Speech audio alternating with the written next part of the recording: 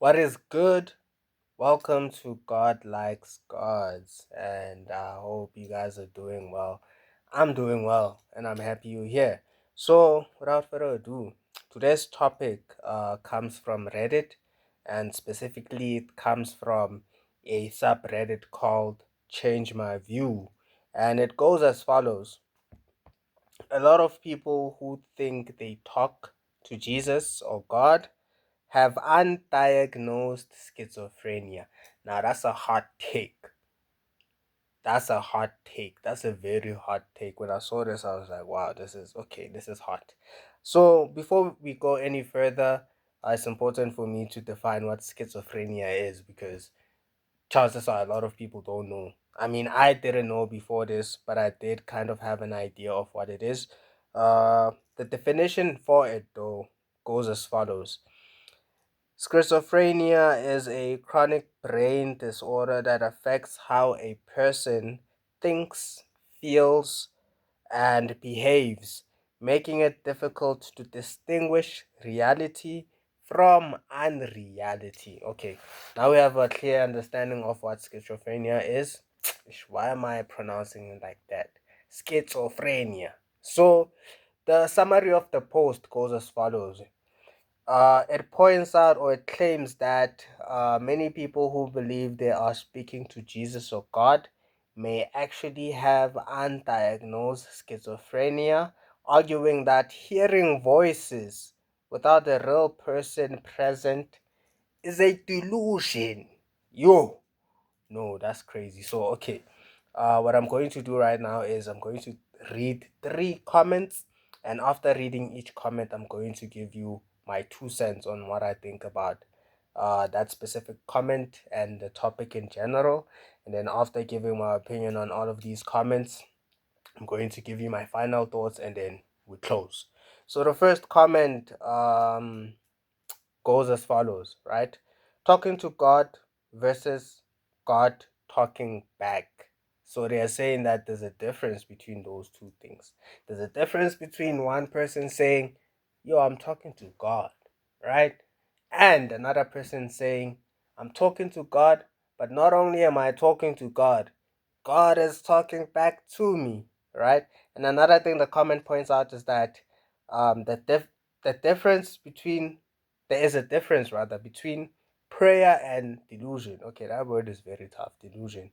And the question that they are asking, based on my opinion, is that where is the line between faith and mental illness? Now, let me say this: I don't think people talking to God is a mental illness. It's not a disorder, and I don't think it's a schizophrenia. You understand? I think, and some of the comments that I will read after this do point to this, but I think when somebody says they're speaking to God, they might not say it literally. But even if they are saying it literally, even if they are saying that they are hearing a voice from God, I don't think that's odd at all. I'm an atheist, by the way. I don't believe in a God, but then I'm the type of person who believes that just because I don't believe in a God doesn't mean that um God is not real. I don't know if that makes sense. I don't believe in God. I've never believed in God, but my view and my opinion of the world is not the only view that exists. And as much as my view is valuable and is important to me, let me just say valuable and valid.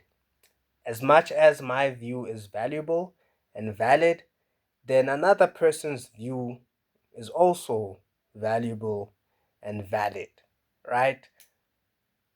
God is real to a lot of people. And because of that fact, then I believe that God is real in a lot of people's lives. You understand? I know that contradicts my atheist status. You understand? Because now somebody might ask, or one of you might ask, okay, if you say God doesn't exist, what do you mean when you say that you believe that God exists in other people's lives? What I'm saying is that I'm not necessarily saying that um the belief or the disbelief in a god or a religion is true or false. I don't think it's a matter of true or false. I don't think it's a matter of subjectivity. It's a matter of what makes sense to you and what is helpful for you and what is real to you. And okay, I guess that means what I'm talking about is subjective, and maybe it is, right? Maybe it is subjective. Um, because if I believe that somebody's reality is real while mine is also real, even though both these realities contradict each other, then essentially I'm saying that, belief is subjective or disbelief is subjective. Which is, I mean, I am saying that, but at the same time, I'm also saying that I think there's a duality. I think it's more complicated than that.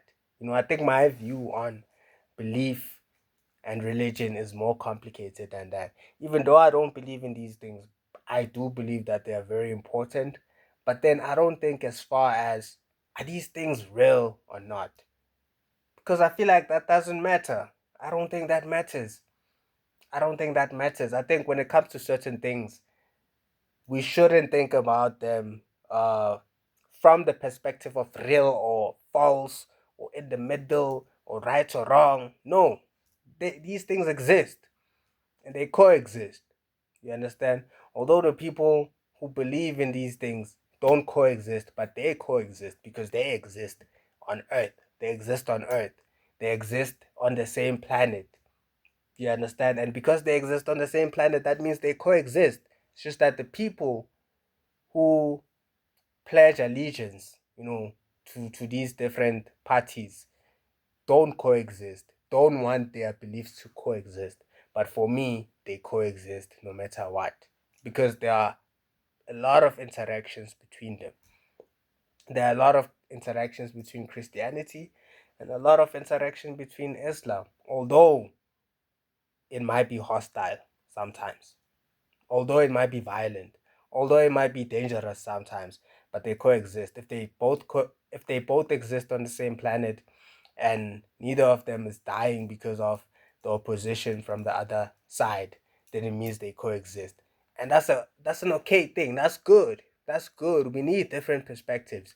The world is very big and it's too complicated for us to just listen to one person or for us to just see things in the same way. No, that's impossible. It's too big. It's too big. There's too many things happening on this planet. So obviously there are people who are going to think that this is real. There are people who are going to think that this is not real. But like I said, we shouldn't view it from a real and unreal perspective. We should view it from, okay, here's what this person is saying, and here's what their viewpoint is, and then here's what the other person is saying, then here's what this other person is saying, and then here's what I am saying. And I believe we should be open minded enough to listen to what everyone is saying without the goal being who's right or who's wrong or who's telling the truth or which one is reality. I think no single individual knows what's true. I think no single individual knows what happened when Earth came about, who made human beings, how they made human beings. We all have our different opinions on how that came about, and no one is wrong and no one is right.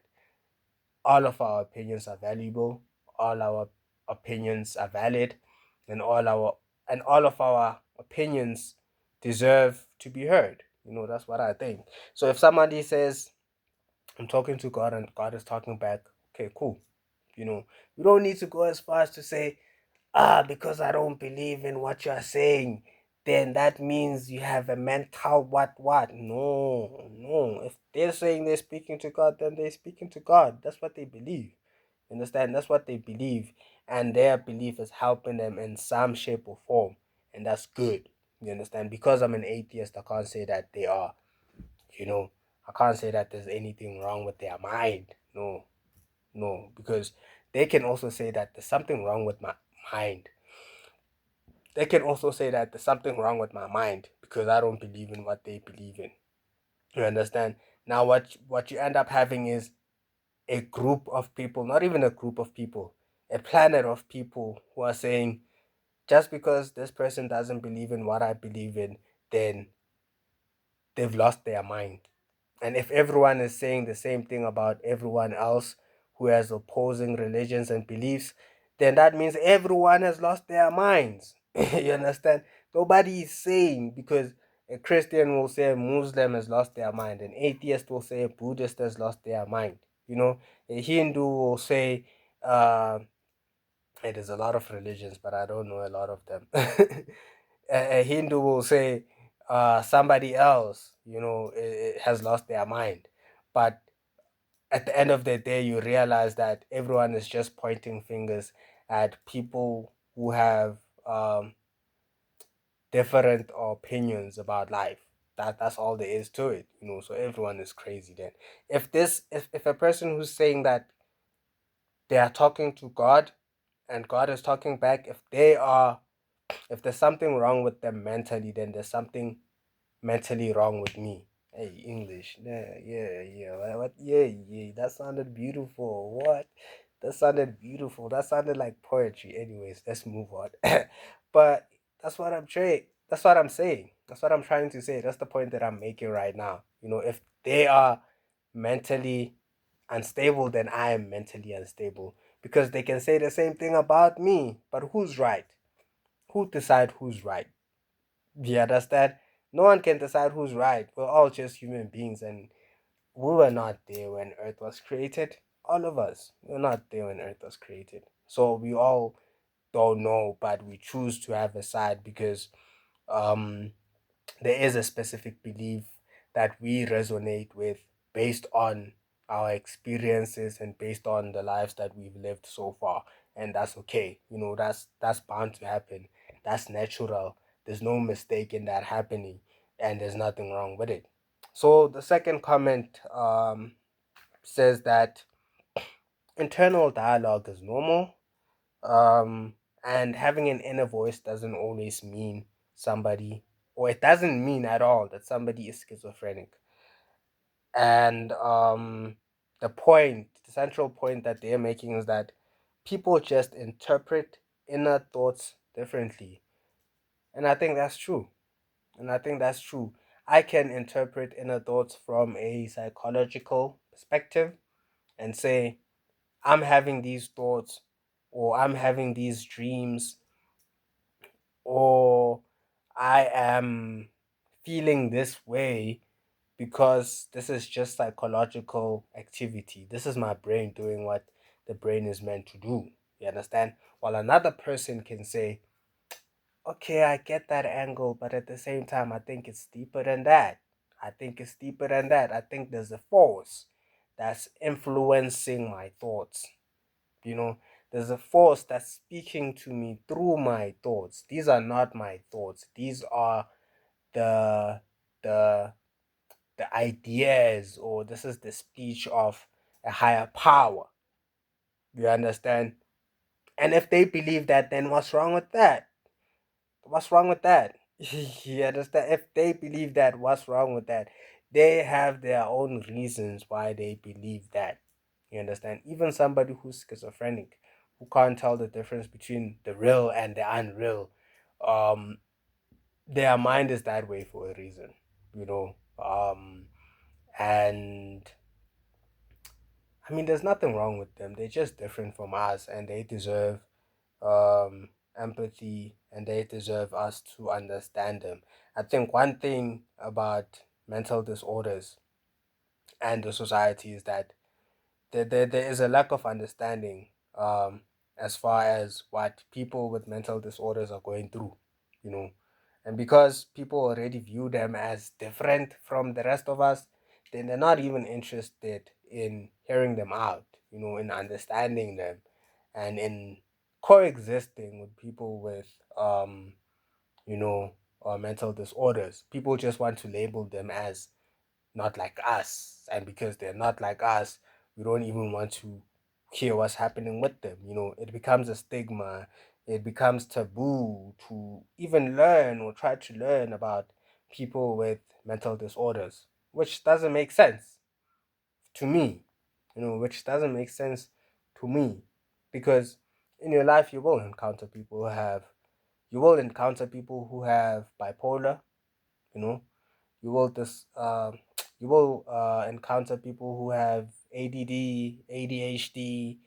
You will encounter people with a lot of different mental disorders or mental illnesses, depression, all these things, anxiety. You might be somebody who has anxiety, you know, and I mean, it's okay. It's another way to exist. It's not the wrong way to exist. It's just a different way to exist. And because you exist in that way and your mind works in a certain way, you will interpret things in a different way. But just because you have a mental disorder doesn't mean that your interpretations of life are weird or they're wrong or they are nonsensical. Carl Jung is this famous psychologist. He would study the drawings of schizophrenic people to try to understand something about humanity. He would take those drawings seriously. You understand? In his research that has to do with collective unconsciousness. And I've been trying to learn about what that means, but I don't have a full understanding of it, so I can't even talk about it right now. But the point I'm trying to make is that here's a psychologist who took what schizophrenic people did seriously and tried to find out what, what they are saying and what they are drawing has to say about humanity. He was trying He didn't see that as just this is nonsensical. The only thing we should do is just put them in this place and try to help them as much as we can, and that's all we can do. No, he said there's probably something deeper in what they're going through, and there's probably something that what they're going through can tell us about humanity as a whole. And he went about that quest and he did his research and he had his findings. He gave them attention. He said there is something or there is something that is valuable about what they are going through, and it deserves attention, and it deserves to be prioritized. That's how I see it, you know. So no, inner voices don't mean schizophrenia, and even if they do mean schizophrenia, they don't mean weird. They don't mean nonsensical. They don't mean that we should just avoid what's happening there and say, this is just this is delusion. You understand? That's not fair. We need to be open minded about what people who are different are going through. But at the end of the day, we're all different. Come on. The third comment pointed out that most believers don't literally hear voices. Religious communication is often metaphorical, and the main point that they were trying to make is that as people, we misunderstand what some people are going through, and that leads to stigma. And that's exactly what I was saying. That's exactly what I was saying. Okay, let me go back to the first point. Most believers don't literally have hear voices. And I think that's true. Most of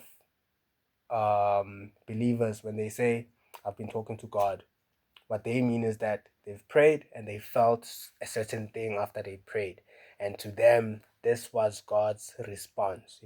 God showed them a sign, in some way, maybe emotionally, spiritually, or something happened. They saw something and then they were like, oh, this is God telling me what to do. And that's valid. That's okay. If that's how you are interpreting it, that's how you are understanding it, then I mean it's okay.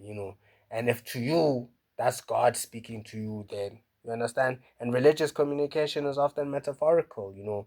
Somebody might pray and then they might see a white flag, and maybe a white flag signifies something that is related to what they were praying about.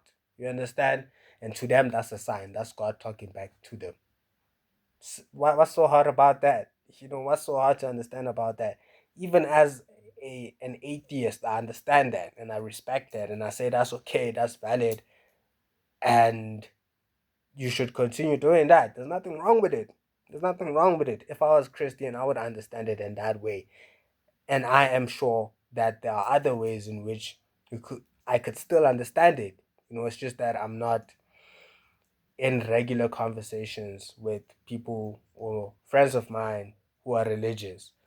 As it pertains to this topic, I mean, we never really talk about these things. But if I had to think, I would say this makes perfect sense. And mislabeling, religious communication as schizophrenic or crazy or based on it's not based on proof, or it's 2025. Why are people still religious? It just leads to stigma.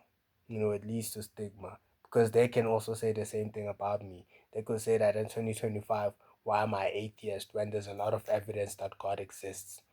And the next thing you know, they stigmatize me, they crucify me, they end me. So we don't need that. We don't need that. In 2025, we need a diversity.